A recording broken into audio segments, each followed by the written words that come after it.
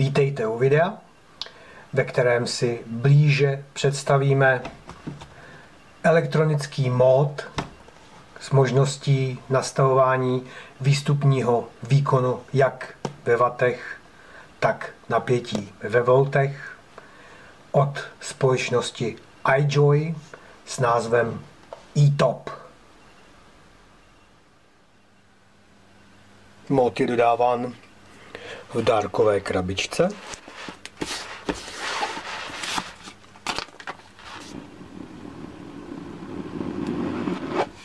Tak. A máme ho tu. V první řadě se podíváme tedy ještě na příslušenství. Takže grip si necháme stranou. Co tu máme? Stručný návodek v angličtině co a jak. Cestovní nabíječka s kabelem na zapojení do zásuvky 220 V a jedna baterie 18650, z čehož plyne, že toto je verze eTopu na baterii 18650.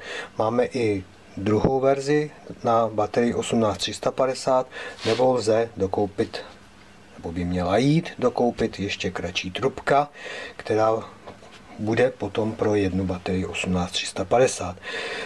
K dispozici je zde dodávána kvalitní baterie AV IMR 18650 2000 mAh. Takže super. Jak nabíjet? Vložíme správnou polaritou do nabíječky. Nabíječku připojíme do sítě. Rozsvítí se nám červená. Až bude baterie nabitá, rozsvítí se nám zeleně. Jednoduché.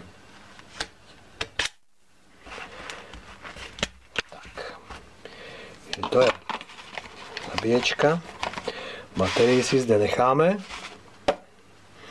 Připravíme. No a nejdřív si gripik mód poměříme.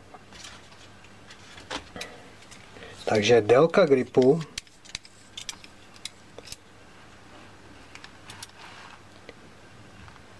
je nějakých 131,1 mm.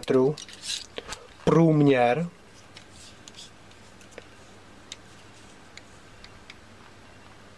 22,64. Je to něco kolem 22,6. Průměr vrchního osazení kroužku 15,47 mm. Hmotnost gripu bez baterie -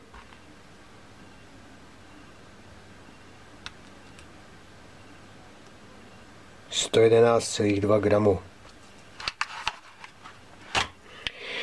Tak. V první řadě tedy grip má snímací vrchní kroužek, osazeno závitem Ego, osazeno závitem 510. Klasika. Takže kroužek snímací. Toto je pogumováno, klasická guma, je to opravdu příjemný do ruky, neklouže to nikam, mně osobně tohle vyhovuje. Ovládání jedním tlačítkem, proklikáváním do menu, to si ukážeme. Spodní víčko, slušná pružina, odvětrání tubusu pro baterii. No a zde sundavací tento tubus, který může být nahrazen krátkým tubusem pro použití s baterií 18350. Tak, vložíme baterii. Po vložení baterie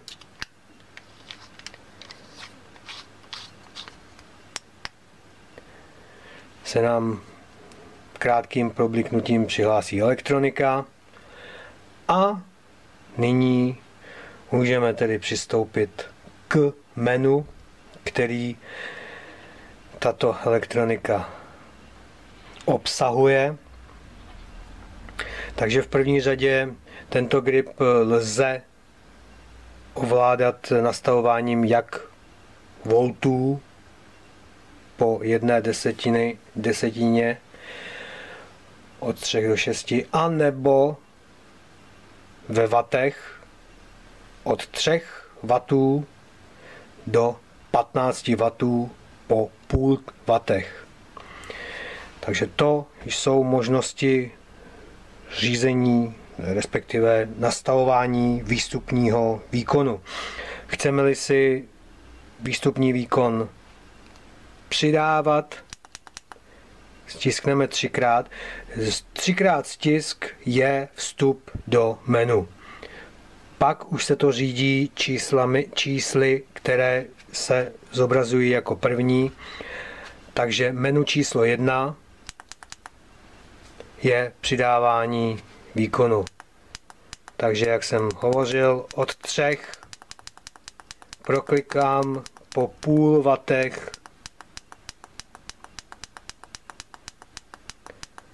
až do 15 a jedu znova dokola. Pokud chci snižovat výstupní výkon, dám si menu číslo 2. Počkám a již nyní jedu pospátku.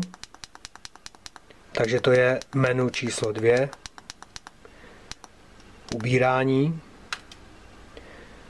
Menu číslo 3. Menu číslo 3 je vypnutí gripu. On, off, on, off. Dáme off. Nyní se nám zobrazují jenom tyto 3 čárky, což znamená, že grip je vypnut od žhavení. Opět trojstisk a půjdeme na menu číslo 4.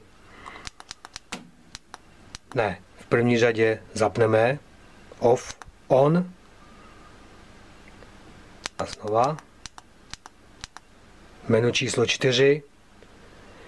Napětí baterie, zobrazí se nám napětí baterie, která je použita v gripu. V mém případě zde bylo 3,8 V. Menu číslo 5. 1, 2, 3. 5. Nám dává na výběr, co chceme zobrazovat při stisknutí žhavícího tlačítka na displeji. Samozřejmě ten displej jde i vypnout, to najdeme v menu číslo 6. Nyní jsme v menu číslo 5, takže můžeme zobrazit aktuální napětí baterie, můžeme zobrazit aktuální nastavený výkon, anebo můžeme zobrazit odpor použitého příslušenství. To jsou 3 položky, které jdou zde nastavit. Jdeme dál, menu číslo 6.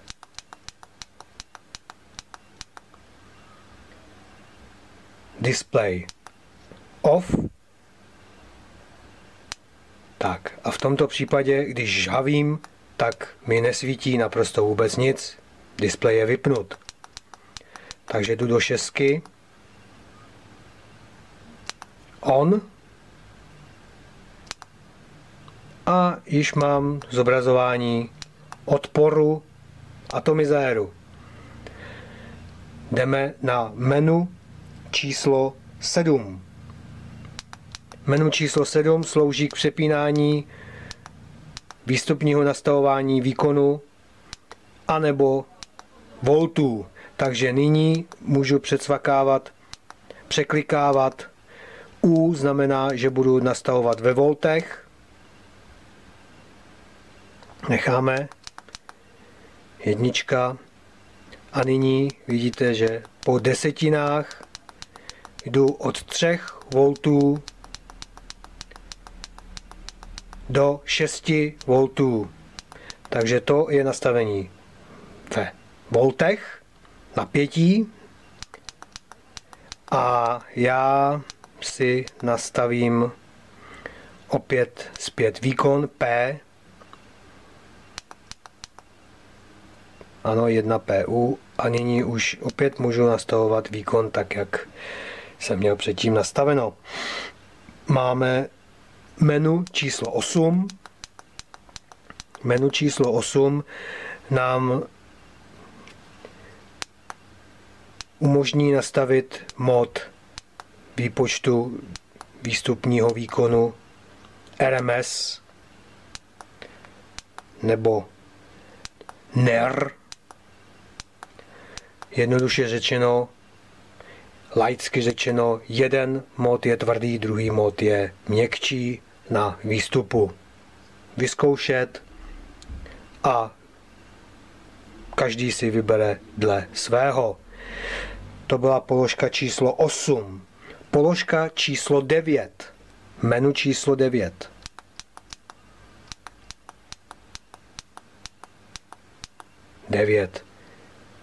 Je zobrazeno číslo 8. 8krát jsem si potáhl. Je to počet potažení. Počet potažení od vložení baterie, takže z čehož plyne, že při výměně baterie se nám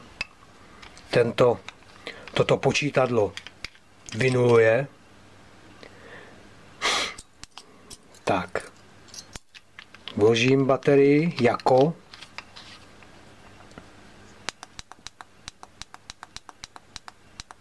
jsem 9 a mám zde nulu. Další možnost, jak vynulovat počítadlo, je, já si nejdřív zažhavím, abych tam nějaké to čísílko měl. Nyní bych tam měl mít číslo 2.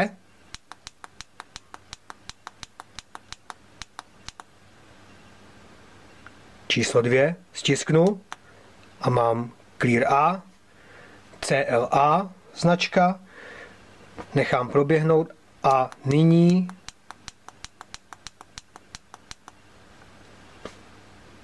mám opět nulu. Takže mohu vynulovat i přímo z menu jako takového. Tak a to byla poslední 9. položka menu, která v tomto gripu je obsažena.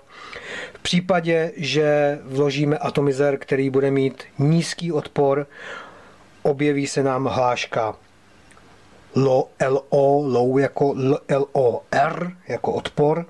V případě, že budeme mít nízký stav naší baterie a bude jí třeba dobít, zobrazí se nám LOU. Ještě bych dodal k tomu použitému odporu. Na zátěžovém odporu mám nyní nastaveno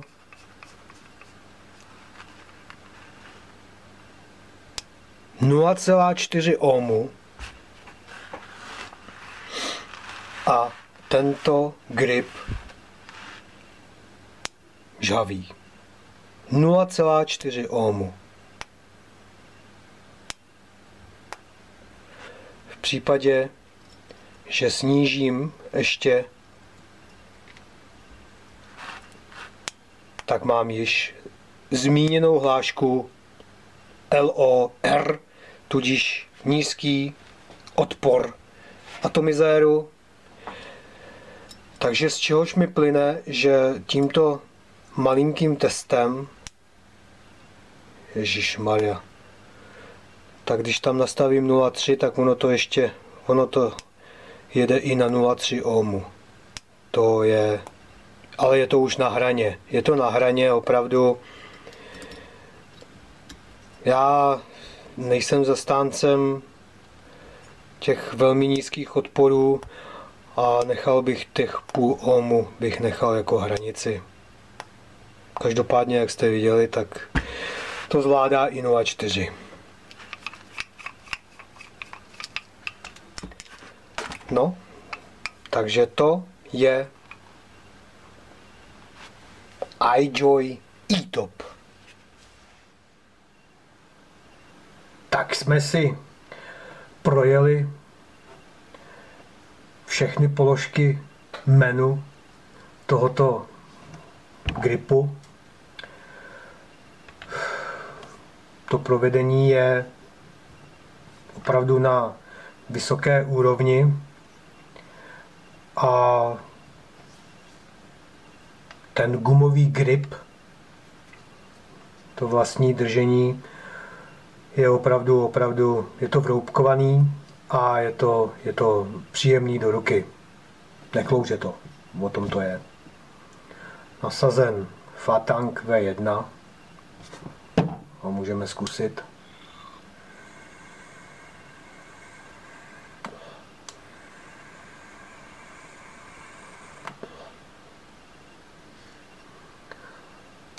Takže je to klasická záležitost. Ještě bych zdůraznil šroubování hlavy. Atomizér jsem si našrouboval lehce na doraz a zbytek si dojedu tímto pohyblivým kroužkem a pak mohu zatáhnout napevno.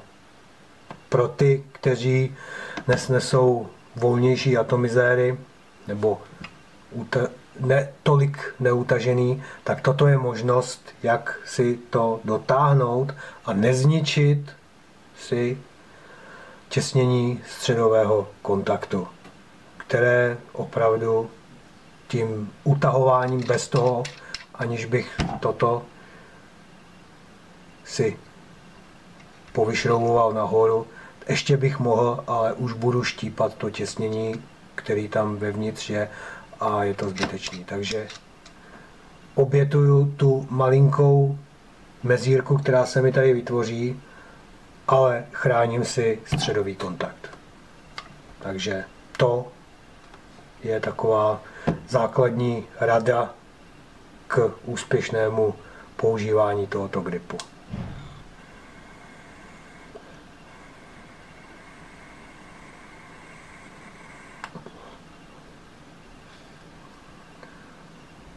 Takže to je iJoy E-Top. Slušná záležitost. Mějte se pěkně a někdy u dalšího videa se budu opět těšit. Nashledanou.